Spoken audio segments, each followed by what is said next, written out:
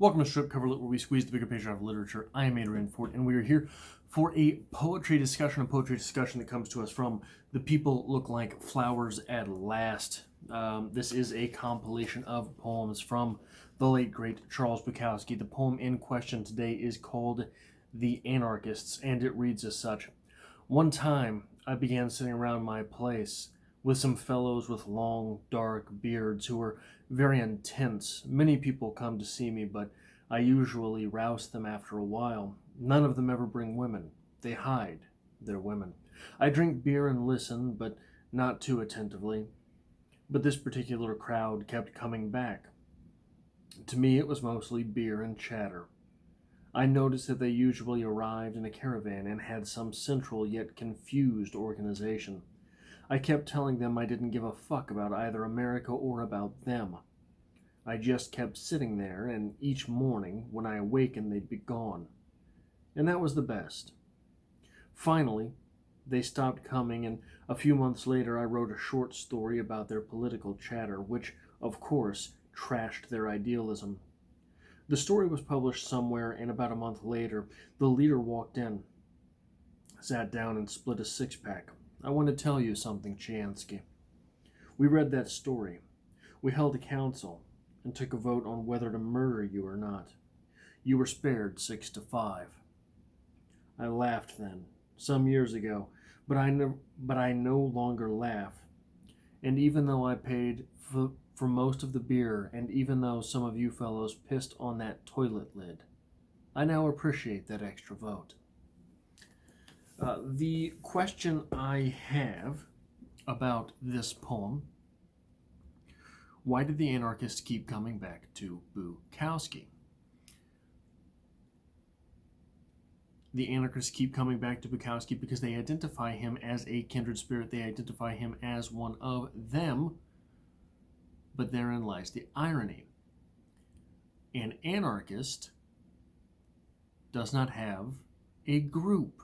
An anarchist does not travel with this, where is it here? Caravan with some central yet confused organization. That's not what an anarchist does, isn't it? See, these people, these political ideologues, with their anarchism, they are not true anarchists. This is why I cannot identify myself as a libertarian. The Libertarian Party seems itself to me to be a bit of an oxymoron, does it not? So when all of these, a party of people who don't believe in a party of people who believe in staunch individualism, rugged individualism. So these anarchists, they keep coming around to Bukowski until they realize that the anarchist himself is too anarchist for the group. That's a real anarchist, isn't it? And it really, so I proclaim oftentimes to be a nihilist. I think that the term nihilist is often misinterpreted. The term nihilist can be a constructive stance, not simply a destructive and wanton force. The term anarchist, however, seems to contradict the idea of a group in action at all. And so, in this, Bukowski outs himself as the real anarchist, which is the extra irony at the end of the poem, where he appreciates that extra vote, the extra vote of what the people conspiring together, the anarchists who have their own conspiracy together, who have decided to let the real anarchist go. That is the beauty of Bukowski. That small irony is never spelled out on the page. That small irony is, in fact, so one of the greatest things about Bukowski is he opens himself up to let you, the reader, judge him. You don't judge the subject matter. You don't judge the ideas at play. You judge the speaker. And in this, Judging the actual anarchist allows you this lens through which you can look. And you hold the lens at different lengths to focus on what you're focusing on.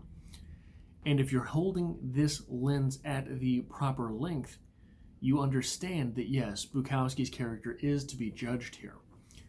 But Bukowski's character is to be judged here in the sense that he is the real anarchist, and those claiming to be anarchists, well, they're just liars. That's all I have for this poetry discussion. I hope to have you back for the next poetry discussion we have.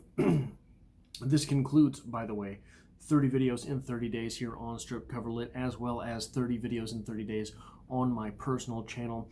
It's been a lot of fun putting out this much content, and hopefully someone somewhere got something out of it.